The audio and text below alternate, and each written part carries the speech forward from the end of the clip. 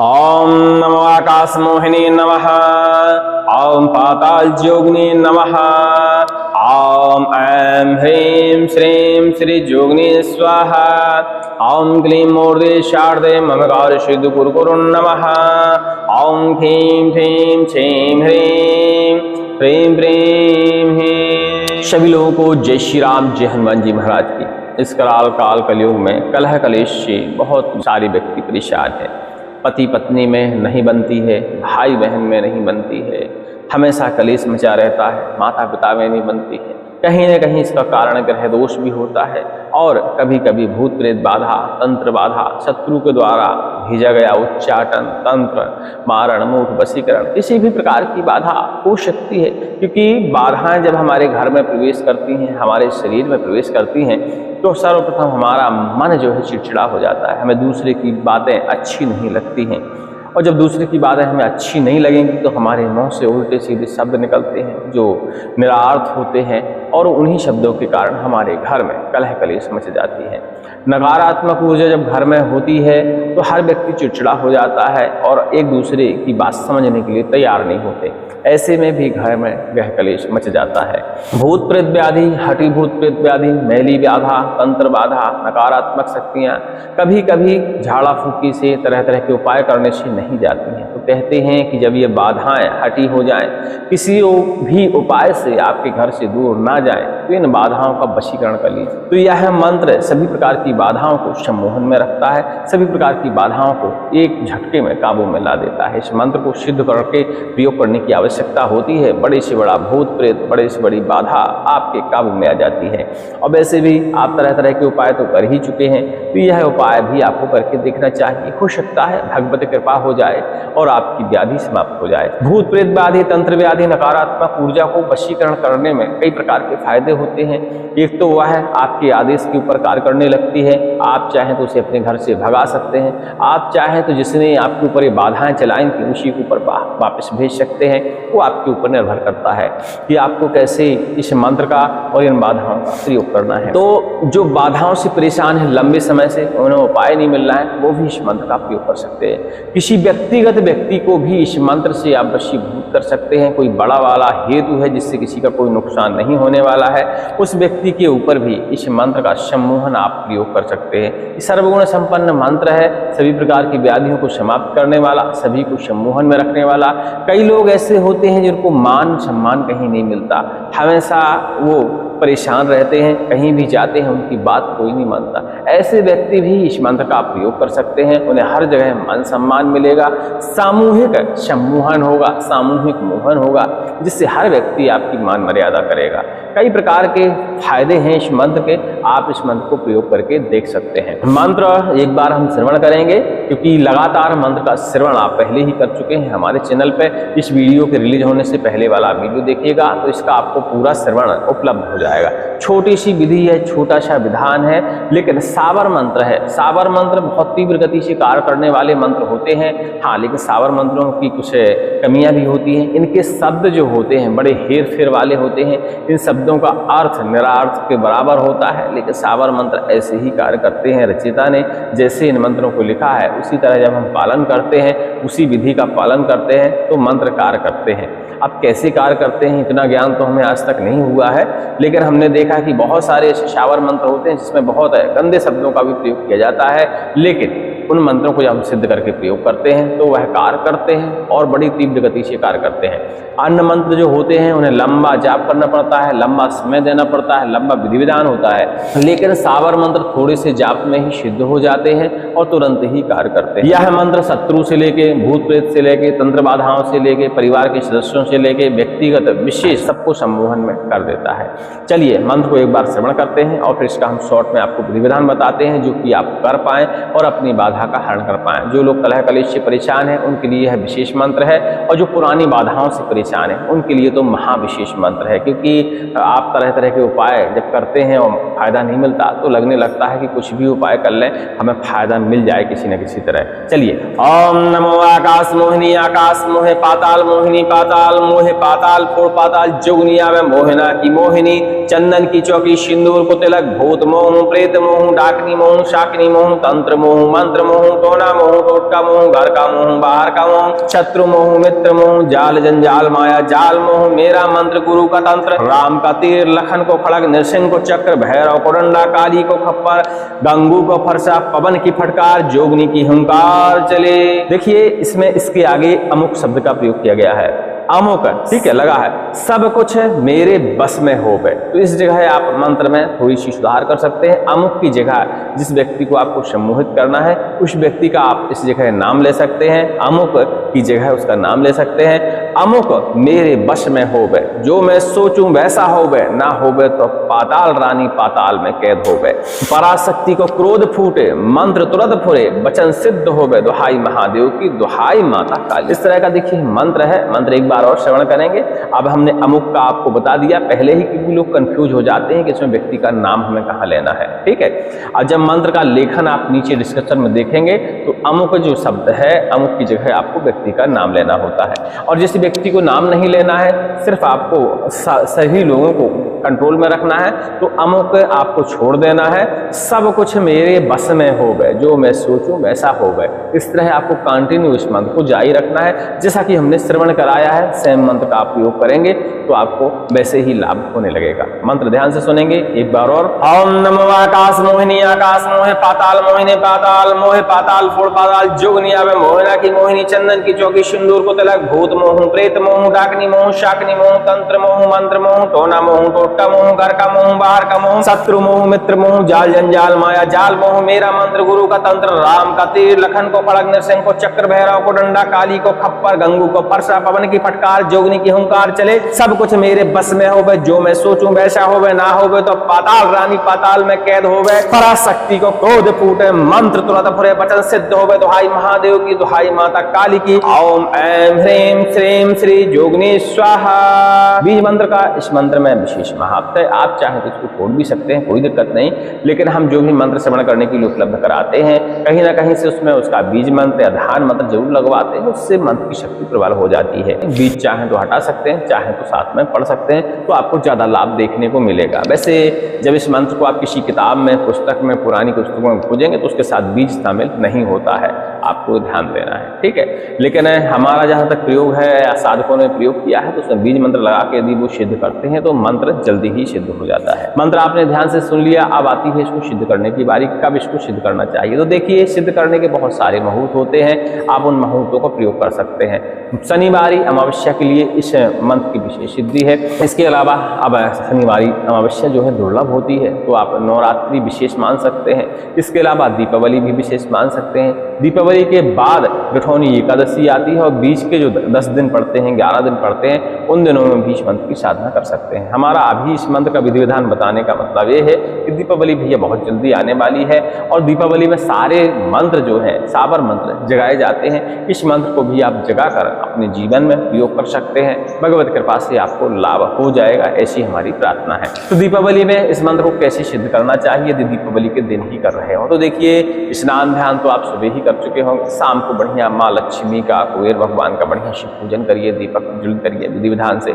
सारी पूजन करने के बाद बाजू में जहाँ आपका पूजा स्थान है उसके थोड़ा सा दाहिने तरफ आप खसक जाइए, वहाँ अपना आसन बैठा लीजिए। दीवाल में 7 बिंदियाँ सिंदूर की, काला सिंदूर मिलता है तो बहुत अच्छी बात है, नहीं तो साधारण सिंदूर की आप तेल में घोलकर दीवार में अपनी 7 बिंदियाँ बना दीजिए। उसी को आप पाताल जोगनी मानिए। उसका स्नान ध्यान, पुष्प, धूप, दीप, नैवेद्य, ये सारी तरह की पूजा करने के बाद पान और सुपारी, लौंग, बतासा, ये सारी चीजें अर्पण करिए। नारियल भी वहां पे आप रख दीजिए।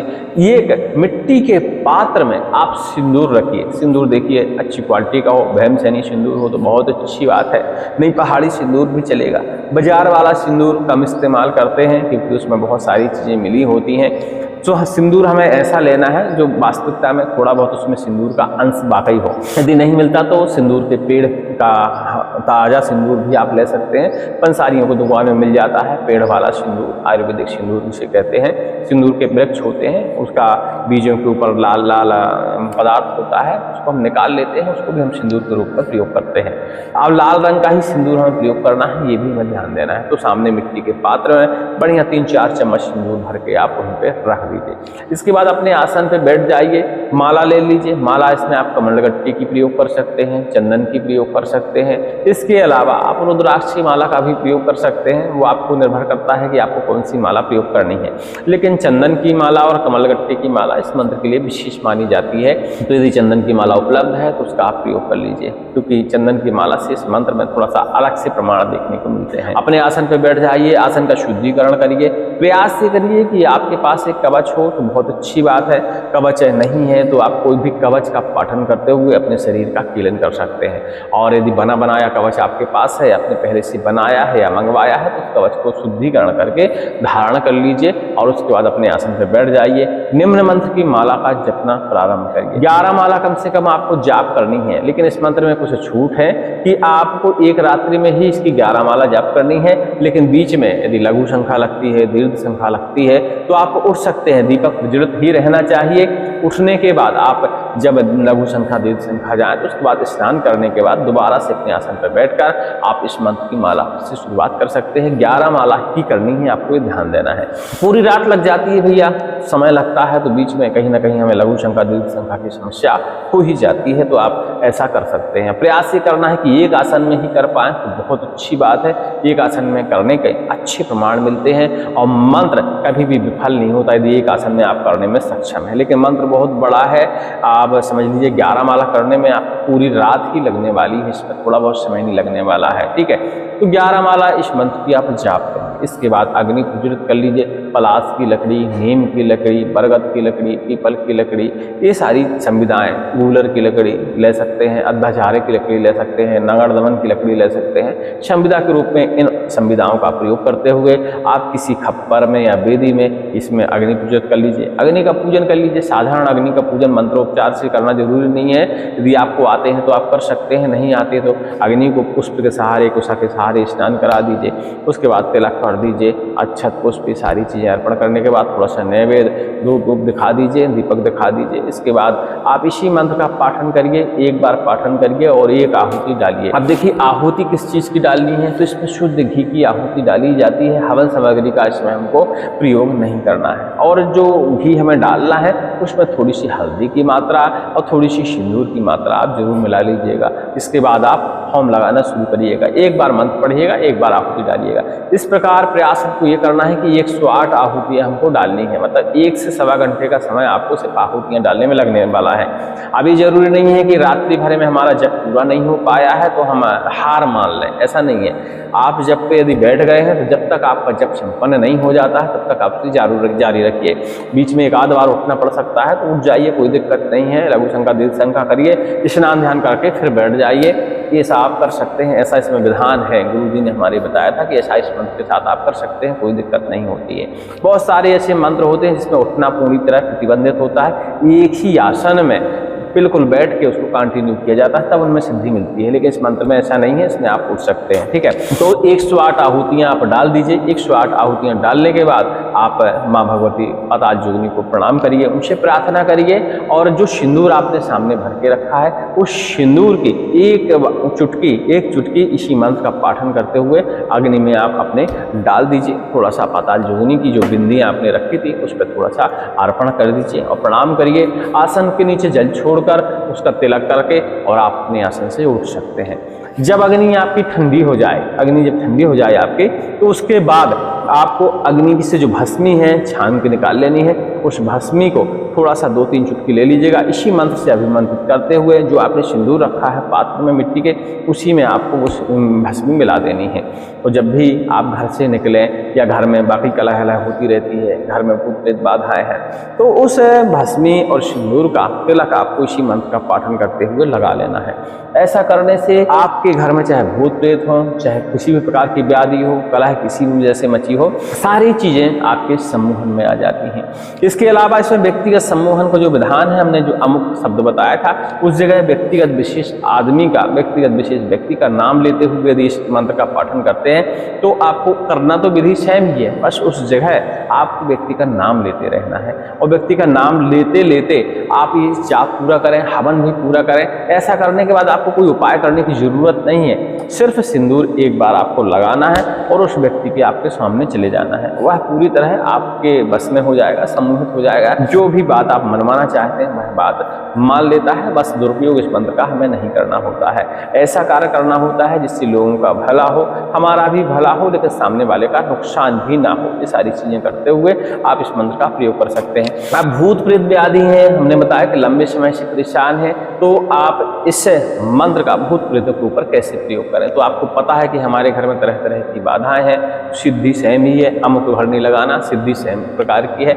और सिद्धि करने के बाद आपको वही सिंदूर लेना है, थोड़ा सा जल में घोर लेना है एक चुटकी, और अपने घर में इसी मंत्र का पाठन करते हुए उषा के सहारे पूरे घर में जल में छिड़काव करना है, जल का छिड़काव करना है। ऐसा करने से आपके घर में किसी भी प्रकार की नकारात्मक शक्ति हो, किसी भी प्रकार की प्रेत बाधा हो, किसी भी प्रकार की तंत्र बाधा हो, वह आपके सम्मोहन में आ जाएगी। और जब सम्मोहन में आ जाएगी तो इसके बाद फिर आपको तय करना है कि उस बाधा को आदेश देना है कि जहाँ से आई है वहीं चली जाए, या आपको उसको आदेश देना है कि आप हमारे घर के किसी कोने में विराजमान हो जाइए, हमारे घर की सुरक्षा करिए। आप चाहे देखिए, उस आपके ऊपर निर्भर करता है कि उसके बाद आपको बाधा को क्या आदेश देना है।